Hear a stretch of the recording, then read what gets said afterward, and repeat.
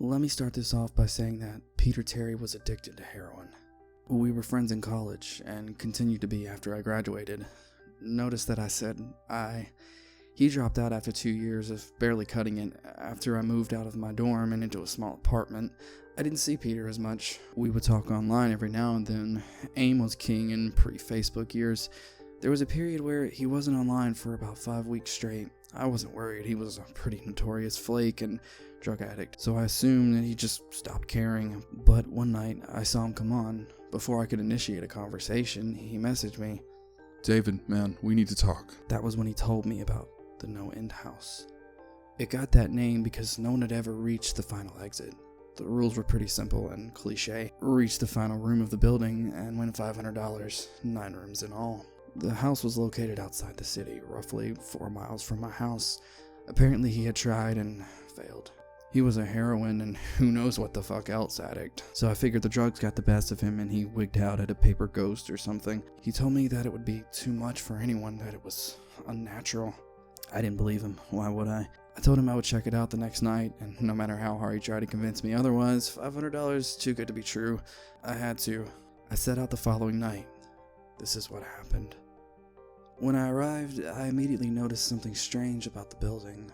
Have you ever seen or read something that shouldn't be scary, but for some reason sent chills crawling down your spine? I walked towards the building, and the feeling of uneasiness only intensified as I opened the front door. My heart slowed, and I let a sigh of relief as I entered. The room looked like a normal hotel lobby, decorated for Halloween or something. A sign was posted in place of a worker. It read, "Room 1 this way, 8 more to follow. Reach the end and you win." I chuckled and made my way to the first door.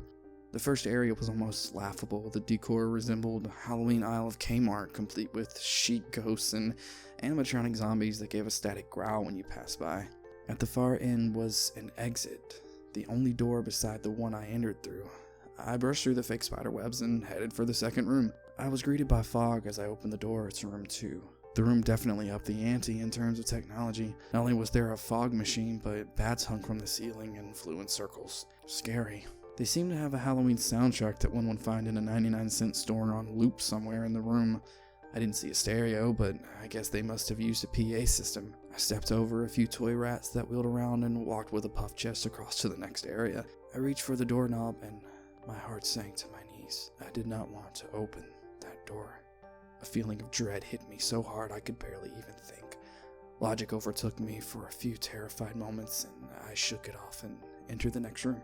Room 3 is when things began to change. On the surface, it looked like a normal room. There was a chair in the middle of the wood-paneled floor. A single lamp in the corner did a poor job of lighting the area, and it cast a few shadows across the floor and walls. That was the problem. Shadows. Plural. With the exception of the chairs, there were others. I had barely walked in the room and I was already terrified. It was at that moment that I knew something wasn't right. I didn't think, as I automatically tried to open the door I came through. It was locked from the other side. That set me off. Was someone locking it as I progressed? There was no way. I would have heard them. Was it a mechanical lock that set automatically? Maybe. But I was too scared to really think. I turned back to the room and the shadows were gone. The chair's shadow remained, but the others were gone.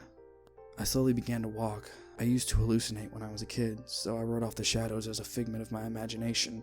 I began to feel better as I made it to the halfway point of the room. I looked down as I took my steps, and that's when I saw it. Or didn't see it. My shadow wasn't there. I didn't have time to scream. I ran as fast as I could to the other door and flung myself without thinking into the room beyond. The fourth room was possibly the most disturbing. As I closed the door, all light seemed to be sucked out and put back into the previous room. I stood there, surrounded by darkness. I couldn't move. I'm not afraid of the dark, and I never have been, but I was absolutely terrified. All sight had left me. I held my hand in front of my face, and if I didn't know I was doing it, I would never have been able to tell. Darkness doesn't describe it. I couldn't hear anything. It was dead silent. When you're in a soundproof room, you can still hear yourself breathing. You can hear yourself being alive. I couldn't. I began to stumble forward after a few moments. My rapid heart beating is the only thing I could feel. There was no door in sight. Wasn't even sure if there was one this time.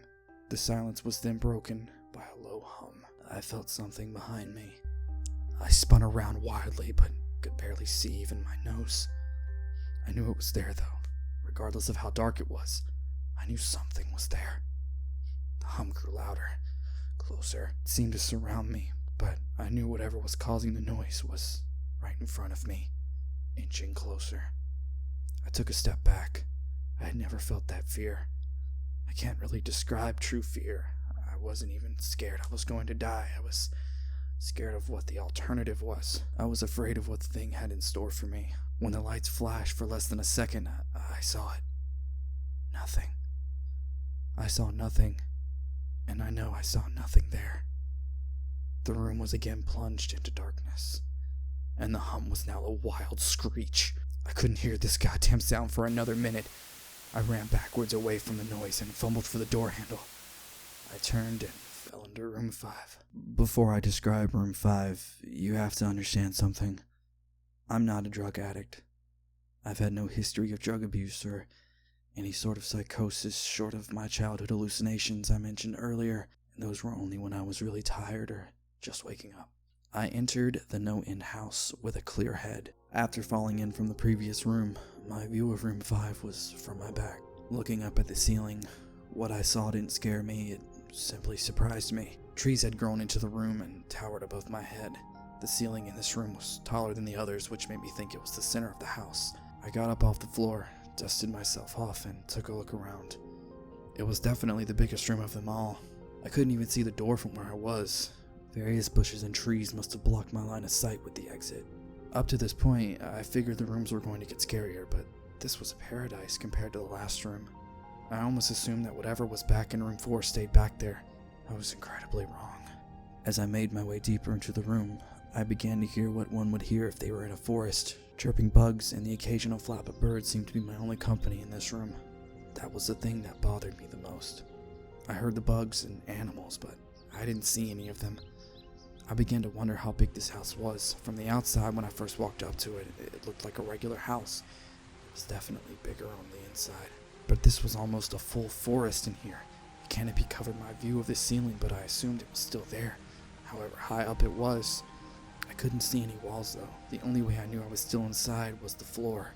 It matched the other rooms, the standard dark wood paneling. I kept walking, hoping that the next tree I would pass would reveal a door. After a few moments of walking, I felt a mosquito fly under my arm. I shook it off and kept going.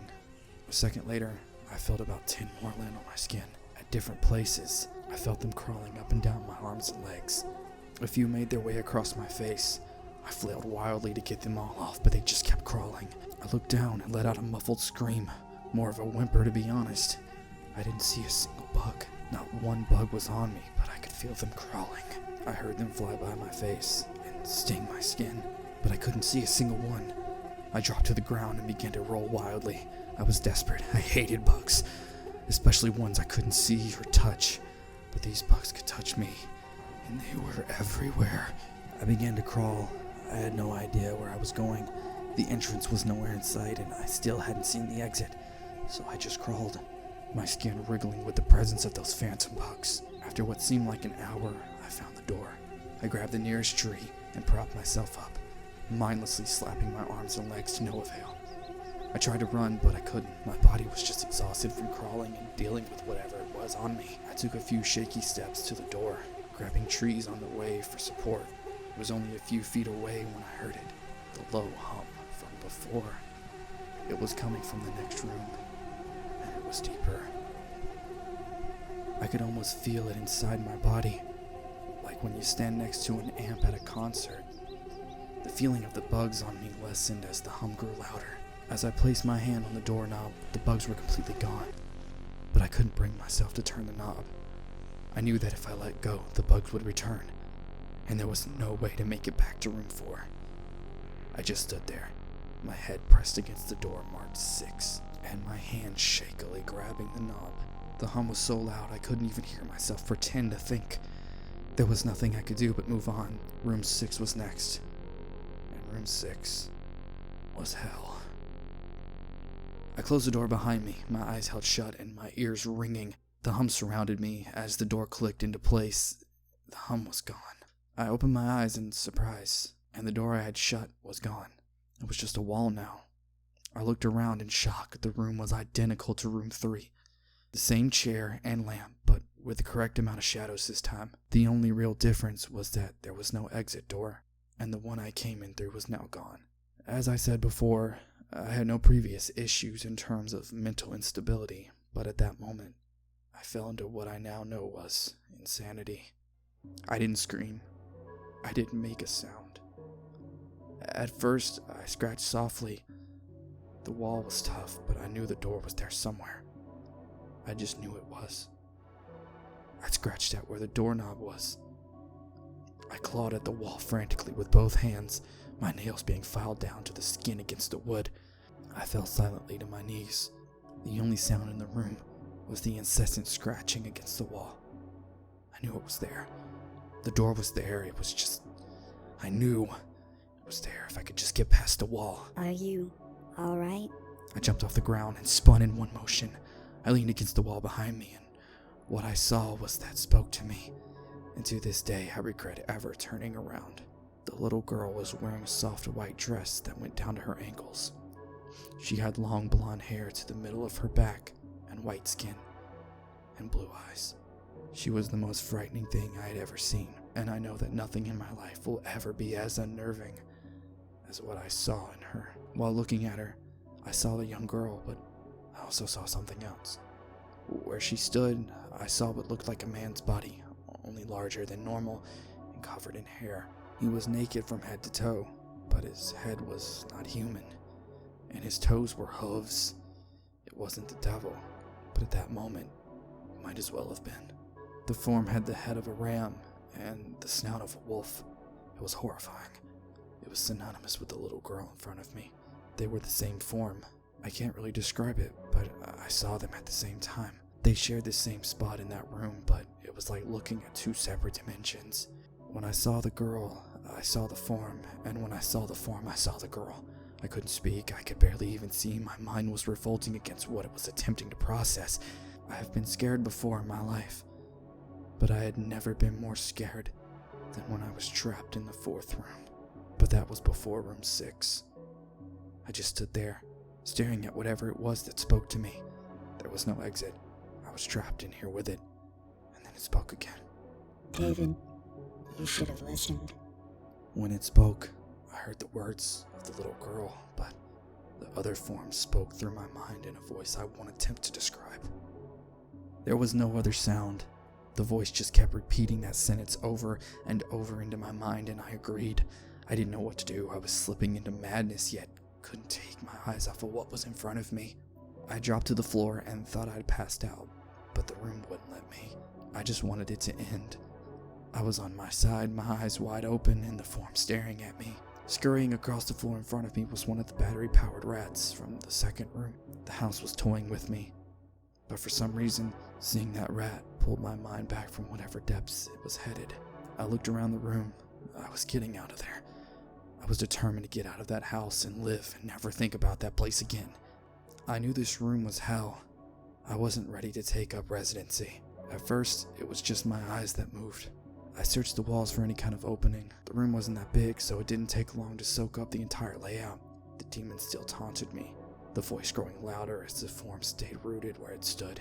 I placed my hand on the floor and lifted myself up to all fours, and I turned to scan the wall behind me, and then I saw something I couldn't believe. The form was now right at my back, whispering into my mind how I shouldn't have come. I felt its breath on the back of my neck, but I refused to turn around.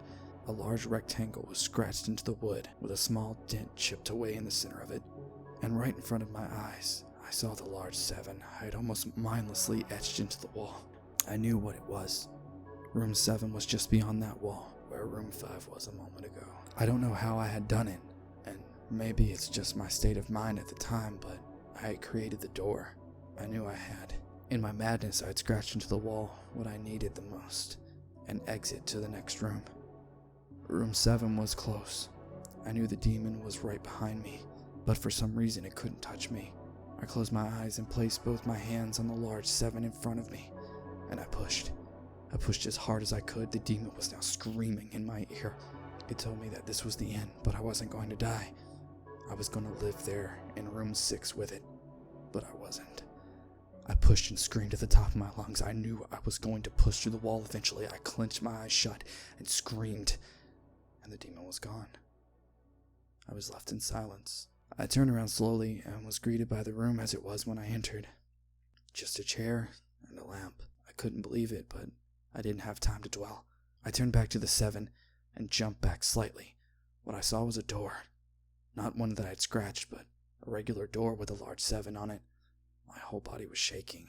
It took me a while to turn the knob. I just stood there for a while, staring at the door. I couldn't stay in room 6. I couldn't. But if this was only 6, I couldn't imagine what 7 had in store. I must have stood there for an hour just staring at the 7. Finally, with a deep breath, I twisted the knob and opened the door to room 7. I stumbled through the door, mentally exhausted and physically weak. The door behind me closed, and I realized where I was. I was outside. Not outside like room 5, but I was actually outside. My eyes stung, and I wanted to cry. I fell to my knees and tried, but I couldn't. I was finally out of that hell. I didn't even care about the prize that was promised. I turned and saw that the door I just went through was the entrance. I walked to my car and drove home, thinking how nice a shower sounded. As I pulled up to my house, I felt uneasy. The joy of leaving NoEnd house had faded, and dread was slowly building in my stomach. I shook it off as residual from the house and made my way to the front door. I entered my room, and there on my bed was my cat Baskerville. He was the first living thing I had seen all night, and I reached to pet him. He hissed and swiped at my hand. I recoiled in shock as he had never acted like that. I thought, whatever, he's an old cat. I jumped in the shower and got ready for what I expected to be a sleepless night. After my shower, I went to my kitchen and made some food. I descended the stairs and turned into the family room, and what I saw would be forever burned into my mind. My parents were lying on the ground, naked and covered in blood. They were mutilated to near unidentifiable states. Their limbs were removed and placed next to their bodies, and their heads were placed on their chests facing me. The most unsettling part was their expressions. They were smiling as though they were happy to see me. I vomited and sobbed there in the family room. I didn't know what had happened. They didn't live with me at the time. I was a mess. And then I saw it. A door that was never there before. A door with a large 8 scrawled on it in blood. I was still in the house. I was standing in my family room, but I was in room 7. The faces of my parents smiled wider as I realized this. They weren't my parents. They couldn't be. But they looked exactly like them. The door marked 8 was across the room, behind the mutilated bodies in front of me. I knew I had to move on, but at that moment I gave up. The smiling faces tore into my mind. They grounded me where I stood. I vomited again and nearly collapsed. Then the hum returned. It was louder than ever, and it filled the house and shook the walls. The hum compelled me to walk. I began to slowly make my way closer to the door and the bodies. I could barely stand, let alone walk, and the closer I got to my parents, the closer I came to suicide. The walls were now shaking so hard it seemed as though they were going to crumble. But still, the faces smiled at me. As I inched closer, their eyes followed me, and I was now between the bodies, a few feet away from the door. The dismembered hands clawed their way across the carpet towards me, all the while the faces continued to stare. New terror washed over me, and I walked faster. I didn't want to hear them speak. I didn't want to hear the voices to match those of my parents. They began to open their mouths, and the hands were now inches from my feet. In a dash of desperation, I lunged towards the door, threw it open, and slammed it behind me. Room 8. I was done. After what I just experienced, I knew there wasn't anything else this fucking house could throw at me that I couldn't live through. There was nothing short of the fires of hell that I wasn't ready for. Unfortunately, I underestimated the abilities of the NoEnd house. Unfortunately, things got more disturbing, more terrifying, and more unspeakable in room 8. I still have trouble believing what I saw in room 8. Again, the room was a carbon copy of rooms 4 and 6. But sitting in the usual empty chair was a man. After a few seconds of disbelief, my mind finally accepted the fact that the man sitting in the chair was me. Not someone who looked like me. It was David Williams. I walked closer. I had to get a better look, even though I was sure of it. He looked up at me, and I noticed tears in his eyes. Please don't do it. Please don't hurt me. What? I said. Who are you? I'm not gonna hurt you. Yes, you are. He was sobbing now. You're going to hurt me. You're going to hurt me, and I don't want you to. He sat in the chair with his legs up and began rocking back and forth. It was actually really pathetic looking, especially since he was me, identical in every way. Listen, who are you? I was only a few feet from my doppelganger, and it was the weirdest experience, yet standing there talking to myself, I wasn't scared. But I would soon be. Why are you? You're going to hurt me. You're going to hurt me. You're going to hurt me. If you want to leave, you're going to hurt me. Why are you saying this? Calm down, alright? Let's just try and figure this. And then I saw it. The David sitting down was wearing the same clothes as me, except for a small red patch on his shirt, embroidered with the number 9. You're going to hurt me. You're going to hurt me. Don't, please. You're going to hurt me. My eyes didn't leave that small number on his chest. I knew exactly what it was. The first few doors were plain and simple, but after a while they got a little more ambiguous. 7 was scratched into the wall, but by my own hands. 8 was marked in blood above the bodies of my parents, but 9, this number was on a person, a living person. And worse still, it was on a person that looked exactly like me. David? I had to ask. Yes, you're going to hurt me. You're going to hurt me. He continued to sob and rock. He answered to David. He was me, right down to the voice. But that 9, I paced around for a few minutes while he sobbed in his chair. And similarly to room 6, the door I came through was gone. For some reason I assumed that scratching would get me nowhere this time. I studied the walls and floors around the chair, sticking my head underneath and seeing if there was anything below. Unfortunately, there was. Below the chair was a knife. Attached was a tag that read, "To David, from management." The feeling in my stomach as I read the tag was something sinister. I wanted to throw up, and the last thing I wanted to do was remove that knife from under the chair. The other David was still sobbing uncontrollably. My mind was spinning into an attic of unanswerable questions. Who put this here, and how did they get my name? Not to mention the fact that as I knelt on the cold wood floor, I also sat in that chair, sobbing in protest of being hurt by myself. It was all too much to process. The house and the management had been playing with me this whole time. My thoughts for some reason turned to Peter, and whether or not he got this far, and if he did, if he met Peter Terry, sobbing in this very chair, rocking back and forth. I shook those thoughts out of my head. They didn't matter. I took the knife from under the chair, and immediately the other David went quiet. "David," he said in my voice, "what do you think you're going to do?" I lifted myself from the ground and clenched the knife in my hands. "I'm going to get out of here." David was still sitting in the chair, though he was very calm now. He looked up at me with a slight grin. I couldn't tell if he was going to laugh or strangle me. Slowly he got up from the chair and stood facing me. It was uncanny. His height, even though he stood, matched mine. I felt the rubber hilt of the knife in my hand and gripped it tighter. I didn't know what I was planning on doing with it, but I had a feeling I was going to need it. Now, His voice was slightly deeper than my own. I'm going to hurt you. I'm going to hurt you, and I'm going to keep you here. I didn't respond. I just lunged and tackled him to the ground. I had mounted him and looked down, knife poised and ready. He looked up at me, terrified. It was like I was looking in a mirror. Then the hum returned, low and distant, though I still feel it deep in my body. David looked up at me as I looked down at myself. The hum was getting louder, and I felt something inside me snap. With one motion, I slammed the knife into the patch on his chest and ripped down. Blackness fell on the room, and I was falling. The darkness around me was like nothing I had experienced up to that point. Room 3 was dark, but it didn't come close to what I was completely engulfed in. I wasn't even sure if I was falling after a while. I felt weightless, covered in dark, and then a deep sadness came over me. I felt lost, depressed, and suicidal. The sight of my parents entered my mind, and I knew it wasn't real, but I'd seen it. And the mind has trouble differentiating between what was real and what wasn't. The sadness only deepened.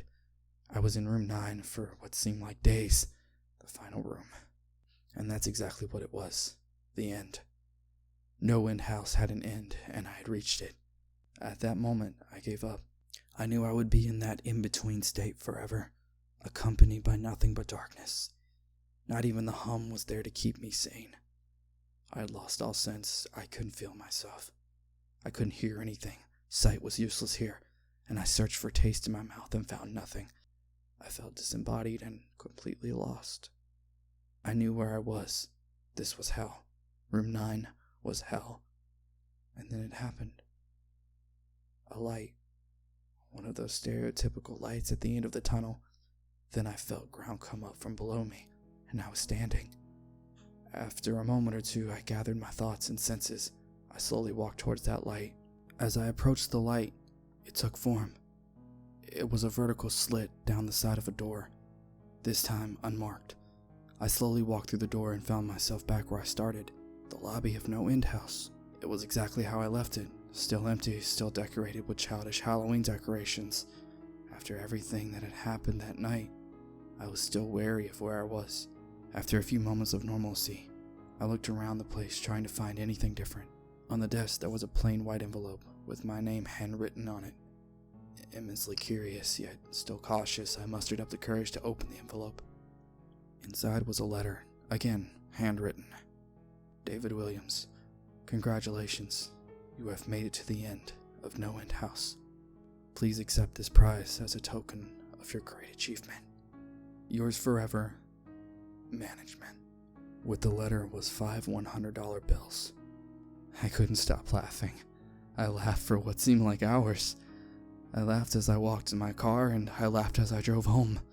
I laughed as I pulled into my driveway, and I laughed as I opened my front door to my house. And I laughed as I saw the small 10 etched into the